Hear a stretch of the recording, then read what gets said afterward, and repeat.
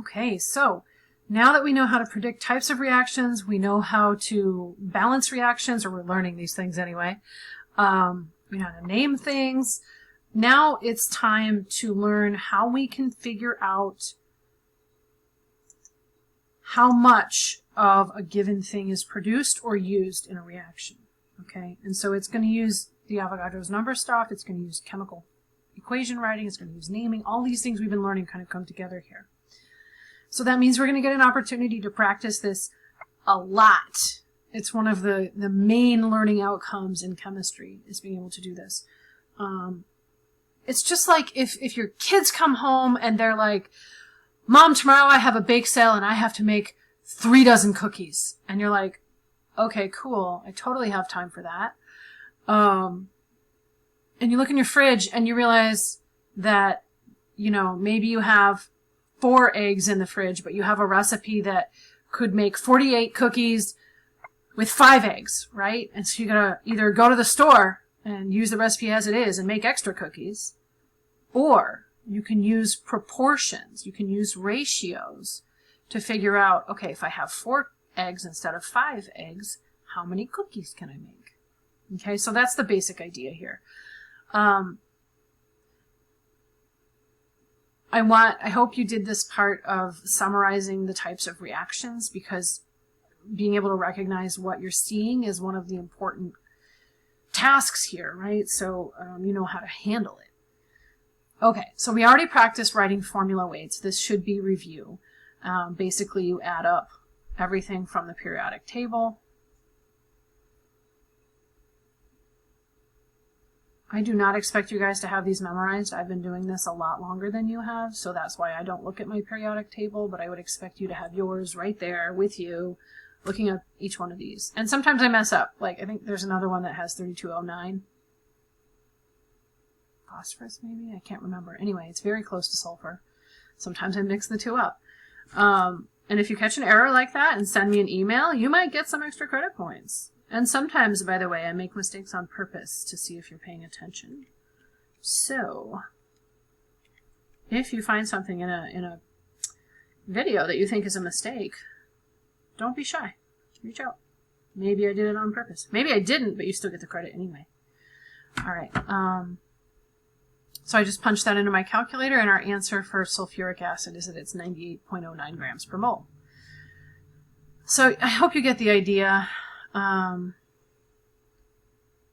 It's just using those numbers from the periodic table. If you need a review, go back and look at the last couple videos. I'm rounding here, but this is glucose. This is a super important one in biology, and a lot of us are biology majors, so it's worth looking at that. Carbon has a mass of 12.01 grams per mole, and glucose has 6 of those. Hydrogen is 101. And oxygen is 16. So glucose is what we call a monosaccharide, and basically all sugars have kind of a similar composition. They're all 6-12-6 ratios. Well, 6-11-6 sometimes when you bond them, but anyways, they're pretty close to that. And so you should learn to recognize them. Also by name, sugars always end in OSE, so glucose, sucrose, fructose.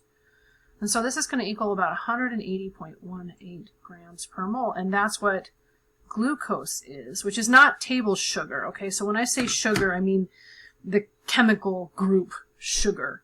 There's a lot of different ones: lactose, fructose, galactose, one of my favorites. I don't know what it's in, but it's a fun word. Okay. Anyway, they all have similar ratios, but their atomic masses are going to vary depending on how many sugar units are connected. Sometimes we want to do a percent composition problem, and so that just means like comparing the mass of different components. For example, when we were talking about hydrate naming, I use magnesium sulfate heptahydrate as my example. This is Epsom salt. And I told you that if you heated it up in an oven on low, like, 200 degrees or whatever, you weigh it before, you weigh it after, it loses mass because it loses, so we add heat, And the stuff you have left over is the solid magnesium sulfate without the water. And these waters are a gas, so they evaporate in the oven. So you can do a percent composition like this of that. This is percent composition of water in magnesium sulfate heptahydrate. And so it'd be like this. It's the mass of 7 waters divided by the mass of all of it times 100% to make it into a percentage. So you don't actually have to measure this, although you could, and then you could test your accuracy. Okay, that's an experiment we do in lower level chemistry classes sometimes. You go 7 times the weight of water, which is, of course, 2 hydrogens plus 1 oxygen. So 1802 for your weight of water. Okay, so everything in the parentheses is totaled up there. So we'll take that times 7, and the bottom half is going to be magnesium, which is not one I have memorized, so I'm going to look at the periodic table. Magnesium is 24.305, so I'm going to round to 24.31. And I'm going to stop writing the unit only because I'm going to run out of space if I do keep writing it. But magnesium and then sulfur, yeah, 3207. And then 4 oxygens, that's 0.00. And then whatever the numerator is, right? So we're going to also have those 18 waters as part of our composition. So I went ahead and did the algebra. Oh, and I forgot the percentage. Don't do that. So that's 100%. And so you get a ratio here, right? So all I did to go from red to purple was multiply 7 times 1802 and then added everything in the denominator together. And then we just divide the two numbers, right? And so pretty sure it's going to be pretty close to 50%. And it is. So we get 0.511686 from the fraction. And then we're going to multiply that by 100, and we get 51.16. And the sig figs are not really relevant here because I'm not doing an experiment. It's not a measured number. It's from the periodic table. So, you know, I just keep 4 kind of out of a habit. You'll find that 4 to 5 significant figures is about as precise as we can get in the lab. So it's, if you're doing a theoretical calculation, it's nice to keep those digits. But beyond that, it's just, you know, excess. All right, so that's the percent composition of water in a hydrate. You can do that experiment. You can do it with baking soda. You can do it with all kinds of stuff. And you can even go backwards where you figure out what, essentially what that hydrate is, how many waters are stuck to it, by making ratios out of things. If I'm interested in the percent by mass of a particular element in a compound, we can do that too. So let's say, what percent is magnesium in magnesium sulfate? So here we will just put the weight of the magnesium, and that doesn't have any coefficient, so it's just that number divided by our total, including the hydrate, times 100%, right? So you can do it for elements, you can do it for parts of a compound, like the hydrate.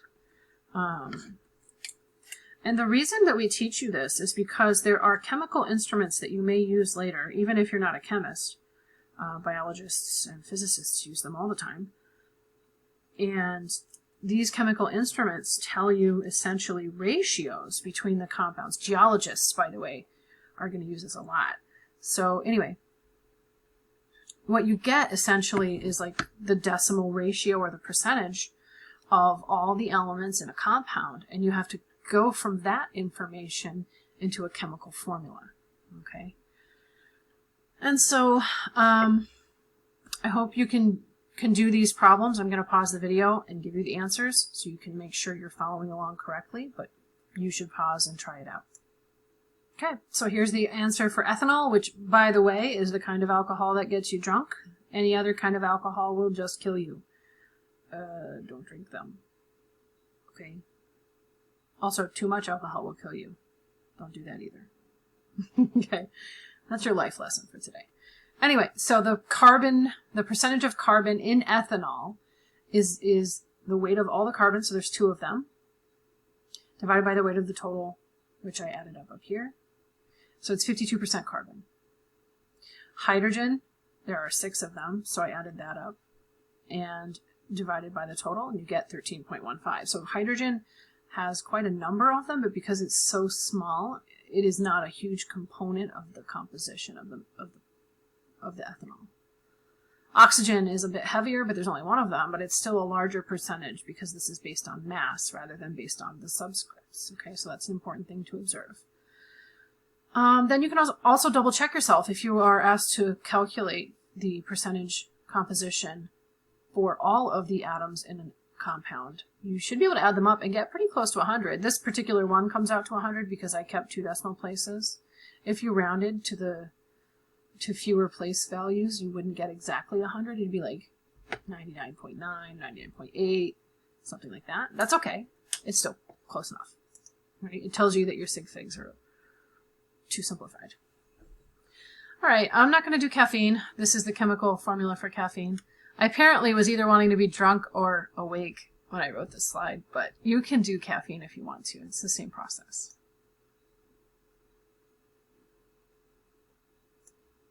Okay, so this is more like a review slide, right? And so we were talking about how you make water, and so you would produce 2 water molecules like so. And of course we talked about how you can't count out just 2 hydrogen molecules and 1 oxygen molecule and all of that. So instead we think about it in terms of moles. Moles is our connection to something that we can actually measure, which is grams. All right. Meanwhile, when you have an empirical formula and you need to get it into the actual molecular formula that tells you the real arrangement of the atoms in the molecule, we can do that using what's called the whole number multiple. Okay, so what that means is if we look at like caffeine, this is the molecular formula, okay? And if we want to find out what the empirical is, we look for the smallest kind of common number, right? Remember least common denominator, is that a thing we still teach? In this case, it's 2. So if I divide all of these subscripts by 2, we end up with the empirical formula. That's a 4. I don't know why it always does that. There. C4H5N2O. This is the empirical formula of caffeine. And the reason that this is important is because almost every chemical instrument we can use to analyze caffeine quantities is going to give you ratios based on this formula, not the molecular. There's one instrument called a mass spec that can tell us the total molecular weight. And so those 2 pieces of information together would allow us to figure out which molecule it is, or at least what the formula is. There are some molecules, lots of molecules, that have the same formula, especially in organic chemistry. All right, but all you have to know is the empirical formula weight and the molecular weight, and you can compare things, okay? So if we use caffeine as the example,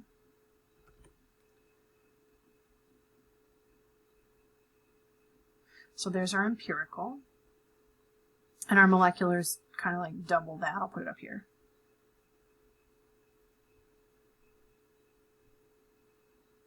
Okay. So in other words, these are the actual carbons making up a caffeine molecule. There's 8 of them. Okay. And this is the ratio between them, essentially, between each component.